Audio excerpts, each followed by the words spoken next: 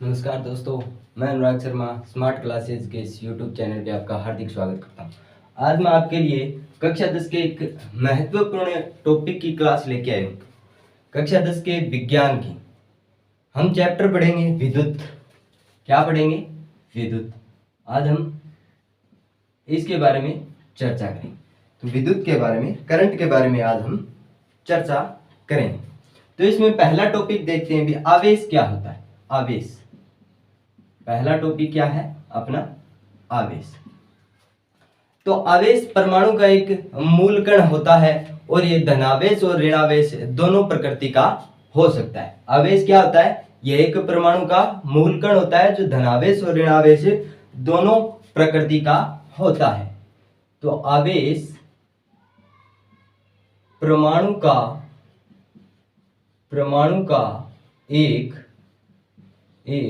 मूल कण होता है। मूल कण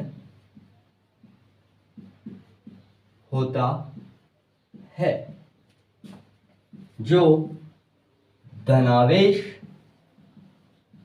या ऋणावेश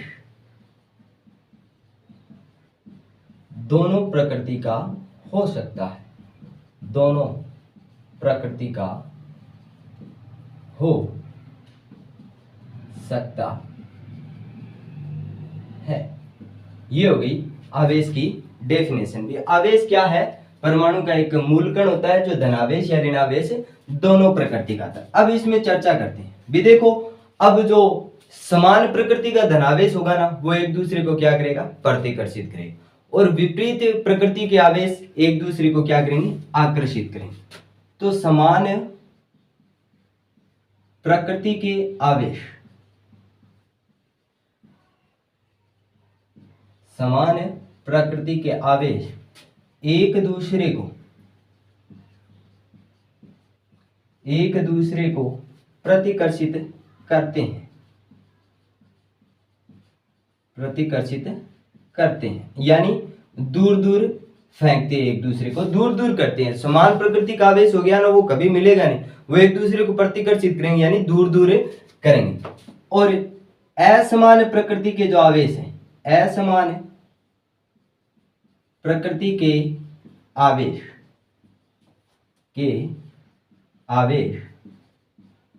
एक दूसरे को आकर्षित करते हैं। एक दूसरे को आकर्षित करते हैं। ये हो गई बात आवेश की। तो आवेश परमाणु का एक मूल कण होता है जो धनावेश या ऋणावेश दोनों प्रकृति का हो सकता है। और जो समान प्रकृति के जो आवेश होते हैं ना, वो एक दूसरे को क्या करते हैं? प्रतिकर्षित करते हैं। असमान प्रकृति के आवेश एक दूसरे को आकर्षित करते हैं। जल्दी से इसका स्क्रीनशॉट ले लीजिए दोस्तों।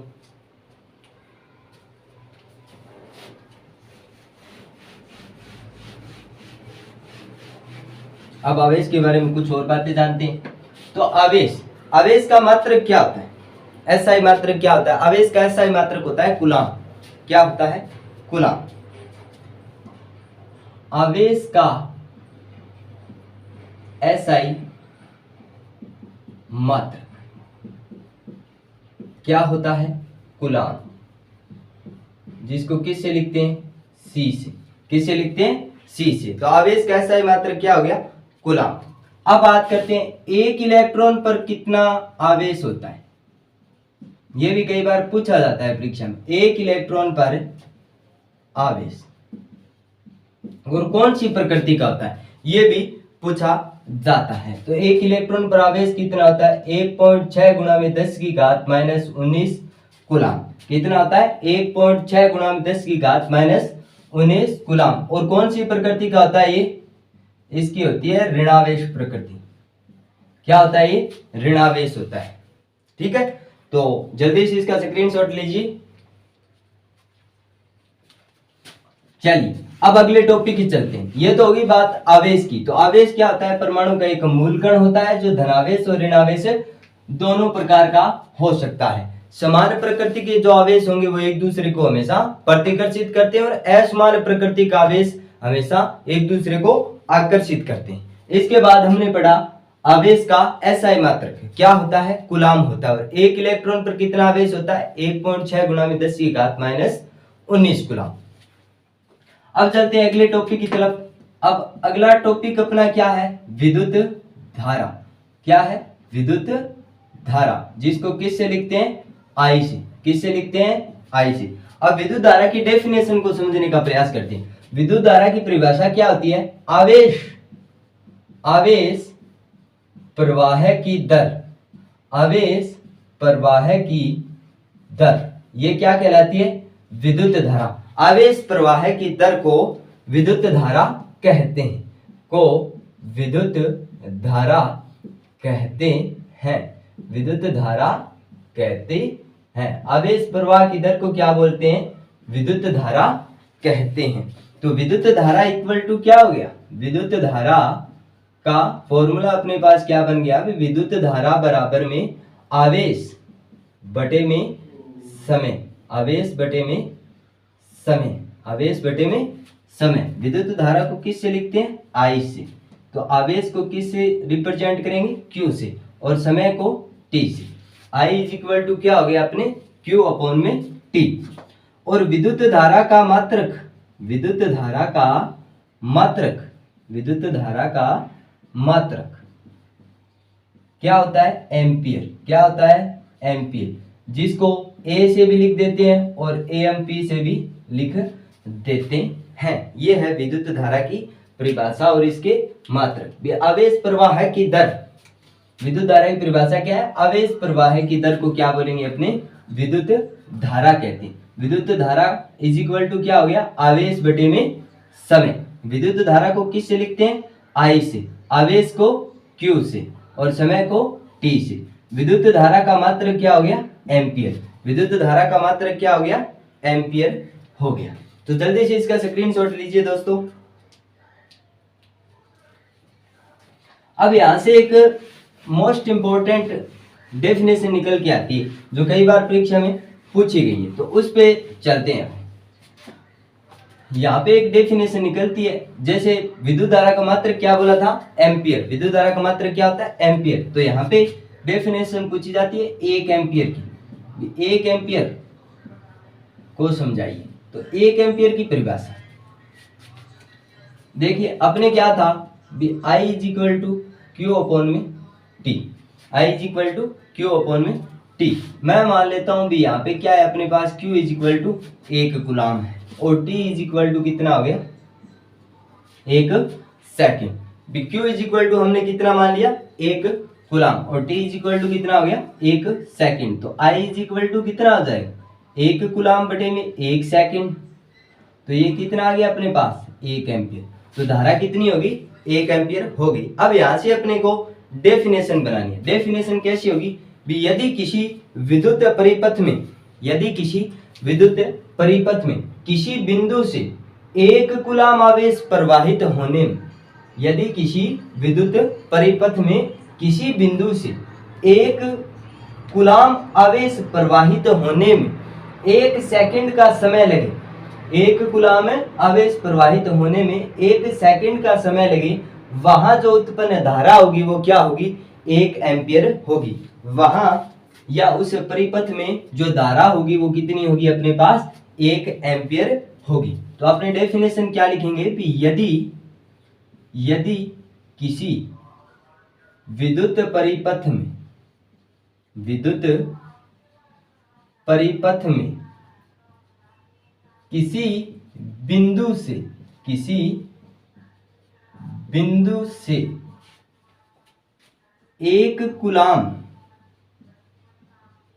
1 कूलाम आवेश प्रवाहित होने में, प्रवाहित होने में 1 सेकंड का, 1 सेकंड का समय लगे, तो उस परिपथ में, उस परिपथ में धारा, धारा धारा कितनी होगी, 1 एम्पियर होगी।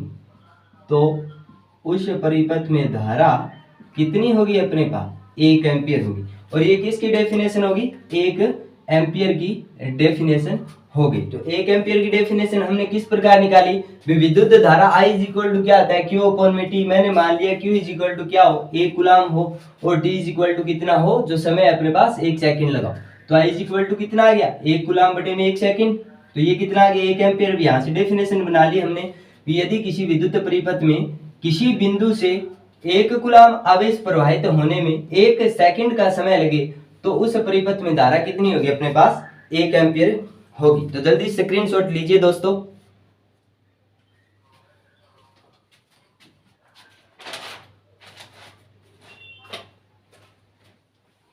चलिए अब आगे चलते हैं इसमें धारा पे ही, विद्युत धारा पे ही।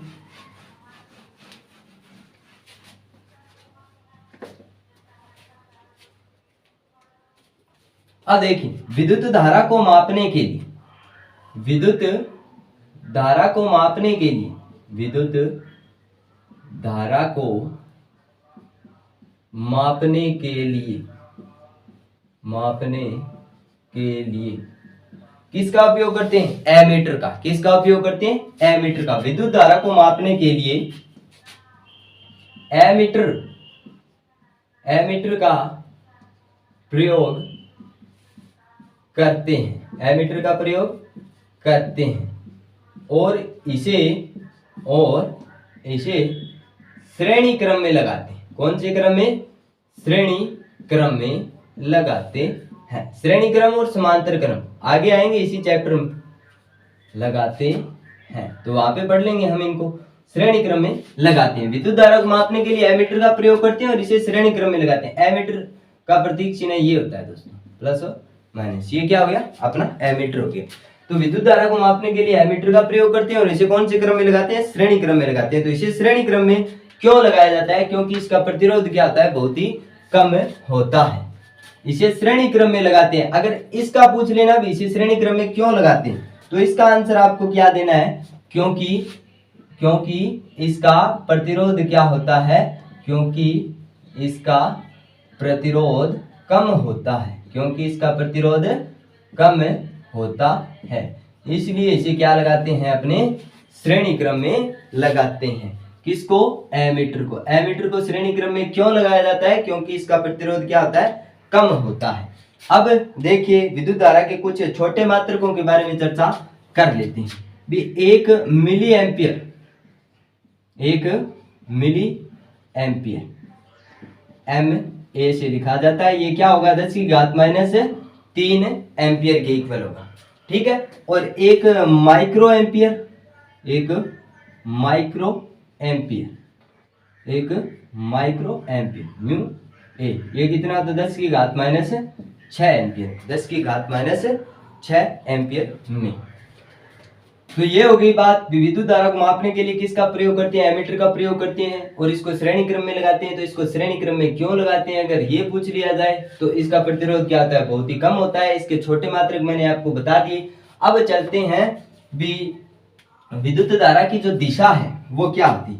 तो विद्युत धारा की दिशा, विद्युत धारा की दिशा, विद्युत धारा की दिशा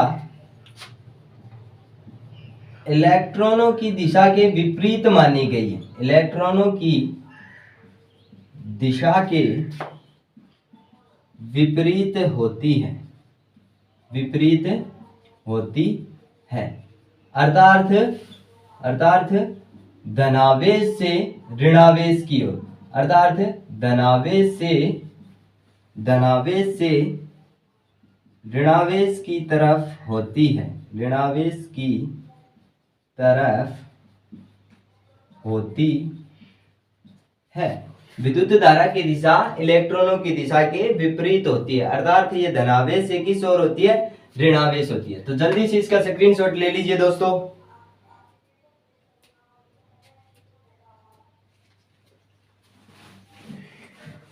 अब यहाँ पे बुक से एक एग्जाम्पल लिया है, वो देखते हैं।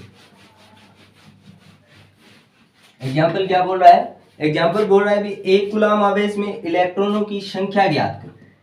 एग्जाम्पल क्या बोल रहा है अपने पास? एग्जाम्पल कई बार आया भी है परीक्षा में। 1 कूलाम आवेश में इलेक्ट्रॉनों की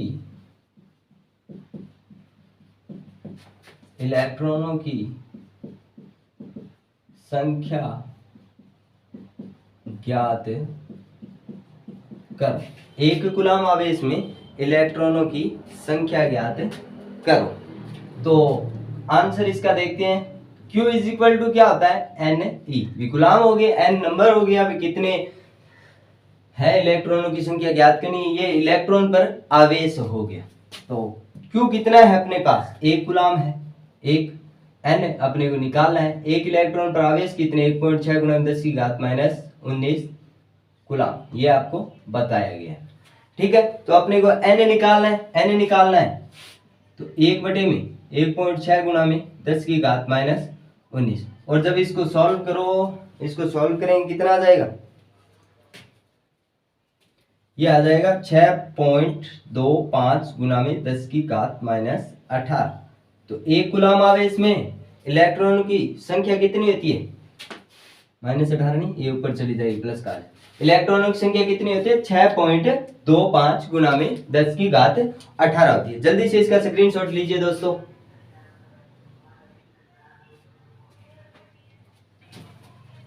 अब चलते हैं अगले टॉपिक पर। बहुत ही अच्छे तरीके से मैं आपको ये चैप्टर पढ़ाऊंगा, आप क्लास में बने रहें, बस साथ साथ ही इस चैप्टर को लर्न कर लिया जाएगा अपने द्वारा भी। अगला टॉपिक अपना क्या है, विभवांतर। क्या है, विभवांतर देखिए। अब विभवांतर की डेफिनेशन क्या है, एकांक आवेश को एक बिंदु से दूसरे बिंदु तक ले जाने में किया गया कार्य क्या कहलाता है, विभवांतर कहलाता है। तो डेफिनेशन क्या हो गई, एकांक आवेश को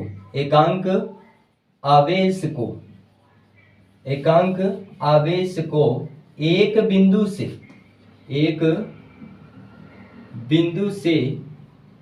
दूसरे बिंदु तक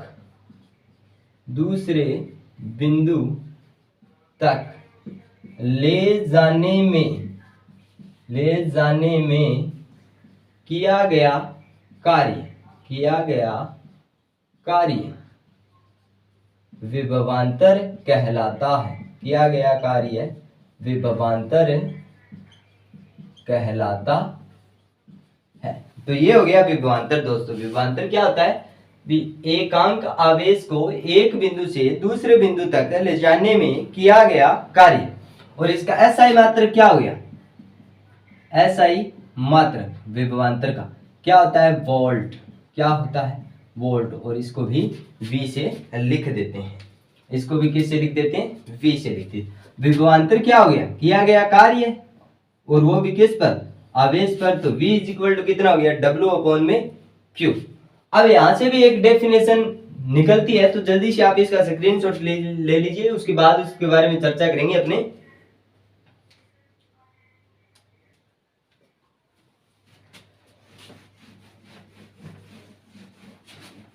तो यहां से 1 वोल्ट की डेफिनेशन देखते हैं। 1 वोल्ट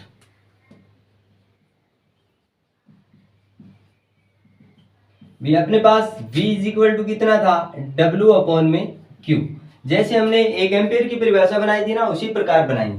भी जो कार्य है, मैं मान लेता हूं किया गया कार्य कितना है, 1 जूल है। और जो आवेश, किस आवेश पर, एकांक आवेश पर, तो 1 कूलम हो गया अपने पास। ठीक है, तो अपना V कितना आ जाएगा, 1 वोल्ट। V कितना आ जाएगा, 1 वोल्ट। 1 जूल बटा में 1 कूलम, और ये कितना आ जाएगा, 1 वोल्ट। और इसी की डेफिनेशन अपने को बनानी है, तो 1 कूलम आवेश को लाने में किया गया कार्य अगर 1 जूल है, तो वहां पर उत्पन्न जो विभवांतर है वो अपना कितना होगा, 1 वोल्ट होगा। उत्पन्न विभवांतर कितना होगा, 1 वोल्ट होगा। यही डेफिनेशन है। 1 कूलम आवेश को डेफिनेशन में लिख देते, 1 कूलम आवेश को लाने में किया गया कार्य किया गया कार्य 1 जूल है, 1 जूल है, तो वहां विभवांतर 1 वोल्ट होगा। तो वहां पे विभवांतर कितना होगा अपने पास? 1 वोल्ट होगा। वहां पे विभवांतर कितना होगा? 1 वोल्ट होगा। और विभवांतर को मापने के लिए वोल्टमीटर का उपयोग किया जाता है। विभवांतर को मापने के लिए वोल्टमीटर का प्रयोग किया जाता है। किसका? वोल्टमीटर का प्रयोग किया जाता है, प्रयोग किया जाता है। इसे पार्श्व या समांतर क्रम में लगाते हैं, इसे पार्श्व या समांतर क्रम में जोड़ा जाता है, क्रम में जोड़ा जाता है। विभवांतर को मापने के लिए वोल्टमीटर का प्रयोग किया जाता है, इसे पार्श्व या समांतर क्रम में जोड़ा जाता है। वोल्टमीटर का कुछ इस प्रकार प्रतीक होता है दोस्तों। अब इसको पार्श्व क्रम में ही क्यों जोड़ा जाता है? क्योंकि उसको श्रेणी क्रम में जोड़ा गया था, क्योंकि उसका प्रतिरोध कम था। यहाँ पे समांतर क्रम में जोड़ा गया है, मतलब इसका प्रतिरोध ज्यादा है, क्योंकि इसका प्रतिरोध ज्यादा है, इसलिए इसको समांतर या पार्श्व क्रम में जोड़ा जाता है। तो 1 वोल्ट की डेफिनेशन क्या हुई? 1 कूलाम आवेश को लाने में अगर 1 जूल कार्य होता है तो वहां पे विभवांतर कितना होगा? 1 वोल्ट होगा। और विभवांतर को मापने के लिए वोल्टमीटर का यूज किया जाता है। और इसे किस क्रम में? पार्श्व या समांतर क्रम में जोड़ा जाता है। इसे पार्श्व या समांतर क्रम में क्यों जोड़ा जाता है? क्योंकि इसका प्रतिरोध क्या होता है? ज्यादा होता है। तो जल्दी से इसका स्क्रीनशॉट ले लीजिए दोस्तों।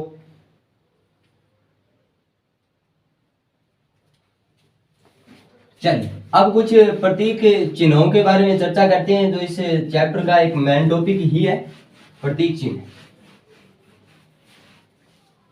क्योंकि इसमें हमें परिपथ बनाने पड़ेंगे, लिख लेते हैं। पहले विद्युत सेल, पहले किसके बारे में चर्चा करते हैं? विद्युत सेल के बारे में चर्चा करते हैं। तो ये किस प्रकार हो गया? ये देखिए, ये क्या है अपना? बड़ा वाला सिरा किसका हो गया? प्लस का, और छोटा वाला सिरा माइनस का हो गया। दूसरी चर्चा करते हैं बैटरी का सिंबल।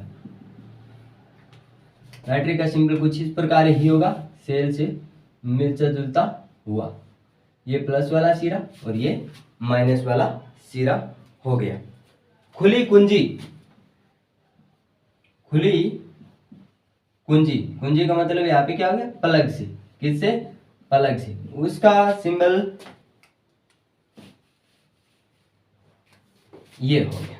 और बंद कुंजी का बोलते तो बंद कुंजी। खुली कुंजी यानी स्विच ऑन है, प्लग ऑन है, और बंद कुंजी मतलब क्या है? वो बंद है। ठीक है, ये हो गई बंद कुंजी हो गई। अब विद्युत बल्ब के बारे में। विद्युत बल्ब, तो विद्युत बल्ब क्या है? देखिए, ये हो गया अपना विद्युत बल्ब हो गया। अब अगला है प्रतिरोध। क्या है? प्रतिरोध। अगला क्या है? प्रतिरोध।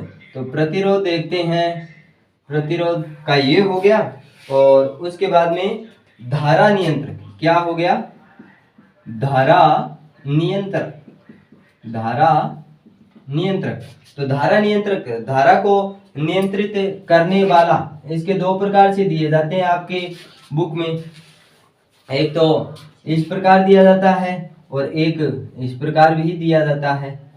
ये हो गए धारा नियंत्रक का। तो जल्दी से इनका स्क्रीनशॉट लीजिए दोस्तों, जल्दी से। फिर चलते हैं एक महत्वपूर्ण टॉपिक पे, जो इस बार इंपॉर्टेंट भी है, जो इस बार क्या है? इंपॉर्टेंट भी है।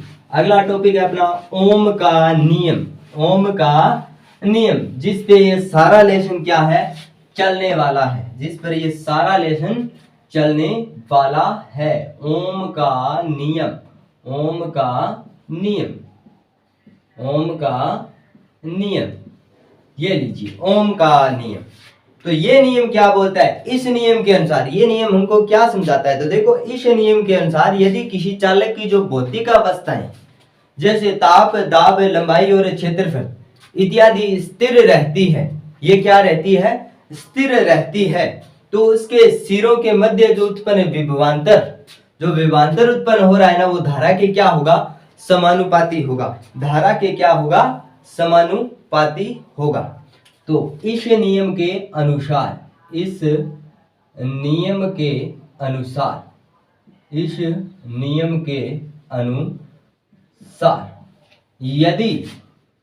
यदि किसी चालक की, यदि किसी चालक की भौतिक अवस्था, भौतिक अवस्था जैसे जैसे ताप, दाब,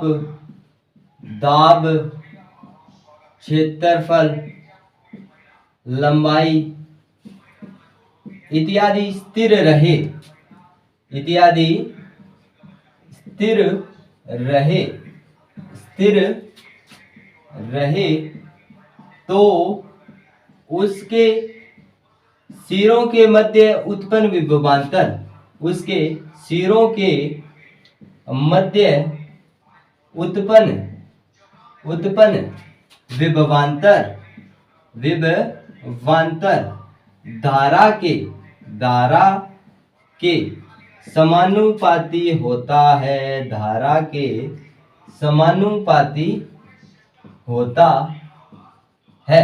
धारा के क्या होता है, समानुपाती होता है। विभवांतर है ना वो, सॉरी यहाँ पे मैं प्रवाहित लिखना भूल गया, प्रवाहित धारा के क्या है, समानुपाती होता है। यानी V समानुपाती हो गया किसके, I के। V समानुपाती हो गया किसके, I के।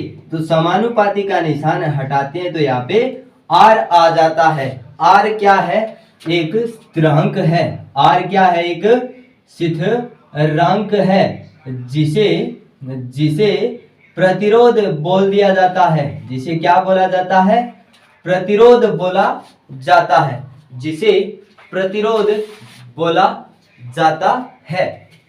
तो R इज इक्वल टू कितना आ गया अपने पास, V अपॉन में I। R is equal to कितना आ गया, V अपॉन में I। और R का मात्रक क्या होता है दोस्तों, एक ओम। और ओम को कुछ इस तरह लिखा जाता है। तो ये हो गया ओम का नियम, बहुत ही अच्छी तरीके से। इस नियम के अनुसार ये नियम क्या बोल रहा है, देखिए, यदि किसी चालक की भौतिक अवस्था ताप, दाब, क्षेत्रफल, लंबाई अगर ये स्थिर है तो उसके सिरों के मध्य उत्पन्न जो विभवांतर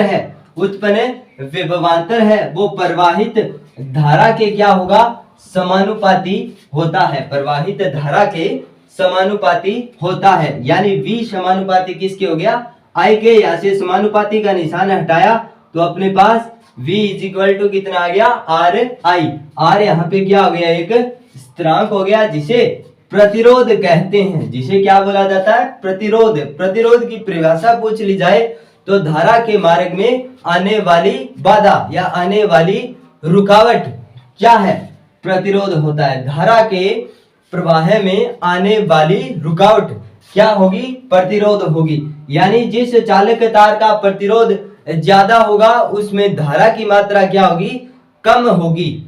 और अगर किसी चालक तार का प्रतिरोध कम है तो उसमें जो धारा का प्रवाह है वो क्या होगा, ज्यादा होगा। तो R इज इक्वल टू कितना आ गया अपने पास, V बटे में I।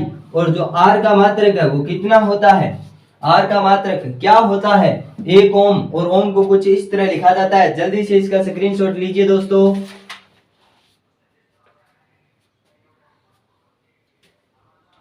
जल्दी से चलिए, अब एक डेफिनेशन और आती है यहाँ पे दोस्तों, एक डेफिनेशन और आती है, उसके बारे में चर्चा करते हैं। अगली डेफिनेशन अपनी क्या बन रही है यहाँ पे, 1 ओम की डेफिनेशन बन रही है। किसकी, 1 ओम की डेफिनेशन जो कई बार परीक्षा में पूछी गई है, बहुत ही आसान सी है। अपने पास क्या था, R is equal to V upon में I था। R इज इक्वल टू क्या था, V अपॉन में I था। मैं यहाँ पे V जो विभवांतर है वो कितना मान लेता हूँ, 1 वोल्ट, और प्रवाहित धारा क्या मान लेता हूँ, 1 एम्पियर। तो अपने पास जो R होगा वो कितना होगा, 1 वोल्ट अपॉन में 1 एम्पियर। ये कितना आ गया, 1 ओम आ गया।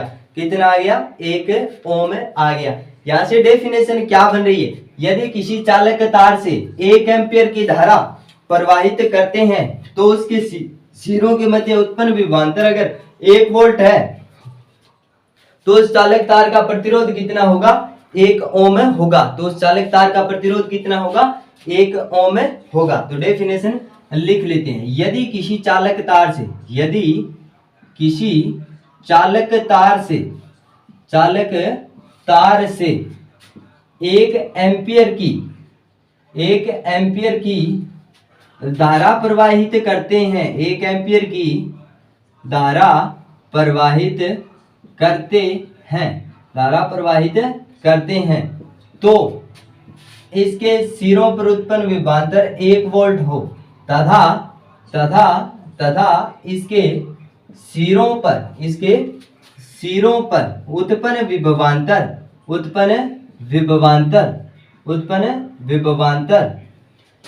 1 वोल्ट हो तो इस चालक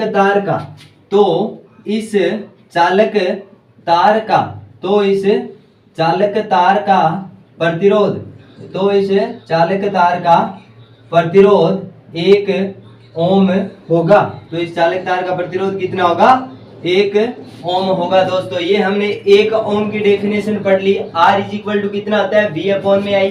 मैंने यहाँ पे विभवांतर मान लिया कितना, 1 वोल्ट, और I कितना, 1 एम्पियर। तो अपने पास R कितना आ गया, 1 ओम आ गया। अब इसकी डेफिनेशन देखनी है, तो डेफिनेशन क्या होती है दोस्तों, देखिए डेफिनेशन क्या होती है इसकी। यदि किसी चालक तार से 1 एम्पियर की धारा प्रवाहित करते हैं तो इसके सिरों पर उत्पन्न विभवांतर कितना हो, 1 वोल्ट हो, तो इस चालक तार का प्रतिरोध कितना होगा, 1 ओम होगा। तो दोस्तों आपको ये क्लास कैसी लगी है, अच्छी लगी है तो बहुत ही बढ़िया। इससे बढ़िया क्लास भी हम आपके लिए लाने का प्रयास करेंगे। आप हमारे साथ बने रहे, क्योंकि अब कक्षा 10 की परीक्षा में कुछ ही दिन शेष है। तो अभी मैं इन बाकी के दिनों में आपको साइंस के पूरे चैप्टर और मैथ की जो एक्सरसाइज हमारी बाकी है वो जल्दी से जल्दी करवाने का प्रयास करूंगा, और आप हमारे साथ बने रहें। धन्यवाद दोस्तों, जय हिंद, जय भारत।